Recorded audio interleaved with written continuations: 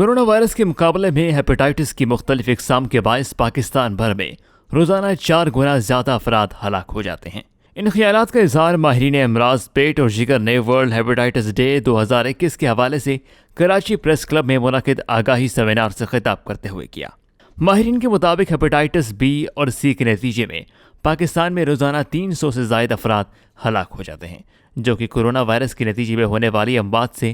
3 سے 4 گنا زیادہ ہیں۔ انہوں نے بتایا کہ پاکستان میں ہیپاٹائٹس اور سی کے مریضوں کی تعداد چین کے بعد دنیا میں سب سے زیادہ ہے اور ہر سال ہزاروں افراد